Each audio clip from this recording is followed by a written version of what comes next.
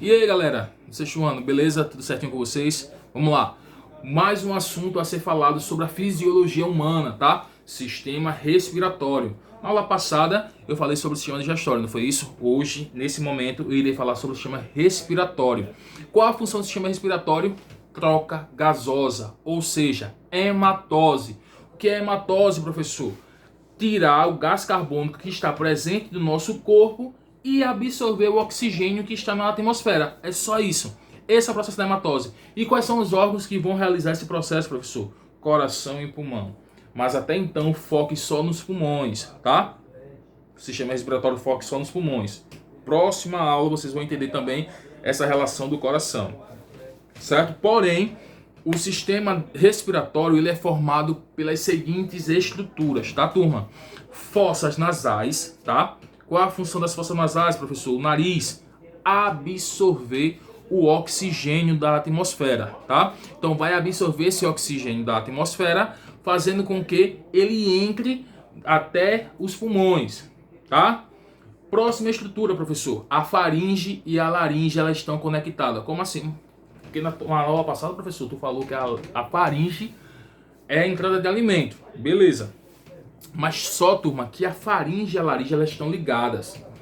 E o que acontece? Quando o alimento bate numa estrutura chamada glote, é uma preguinha que está na nossa garganta, a epiglote fecha a laringe. Sendo assim, a gente não consegue respirar e engolir ao mesmo tempo.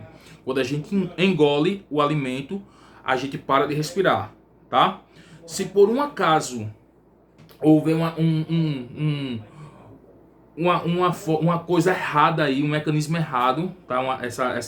Essa função aí da laringe, faringe, epiglote e glote for realizado de uma forma diferente, se você comer rápido demais, você pode se engasgar. Por quê? Não vai dar tempo da epiglote fechar a laringe e o alimento entra na laringe, ou seja, você fica sem respirar, sua respiração fica obstruída, tá? Então deve mastigar devagar, coerente, para que não haja essa necessidade de fazer um processo de respiração, até mesmo furar essa região aqui da traqueia, tá certo? Para poder respirar. Então, como devagar, com um jeitinho coerente, para que não haja esse engasgo, na verdade, né? Então, próxima estrutura, brônquios, tá? Os brônquios, turma, tá nessa região aqui, tá certo?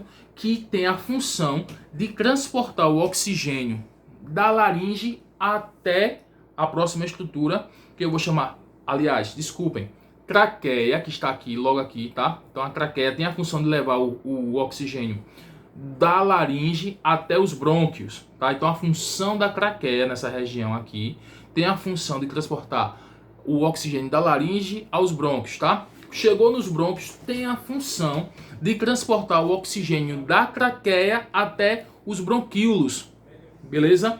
E quando esse oxigênio ele chega nos bronquíolos, ele vai até os alvéolos pulmonares, tá? O que seria esses alvéolos pulmonares? Seriam várias bolsinhas que irão armazenar esse oxigênio, tá? E sendo assim, esse conjunto de alvéolos pulmonares irão formar os pulmões, o pulmão direito e o pulmão esquerdo, tá?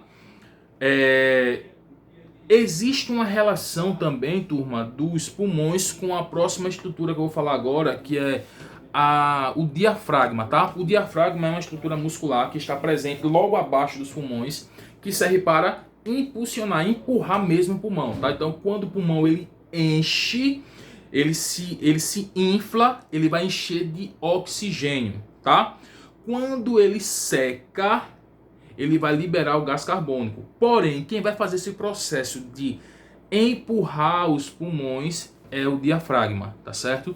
O diafragma tem essa função de empurrar o pulmão para que ele seque, e quando o diafragma ele relaxa, o pulmão enche. Então, quando ele aperta os pulmões secam. Então sempre vai ser esse mecanismo aqui do diafragma e do pulmão, tá? Alguma dúvida, turma, em relação a isso? Então, se vocês estiverem com alguma dúvida, chega lá no privado, me pergunta que eu irei responder a vocês com todo amor e carinho, tá? Beijos, beijos e abraços a todos. Tchau, tchau.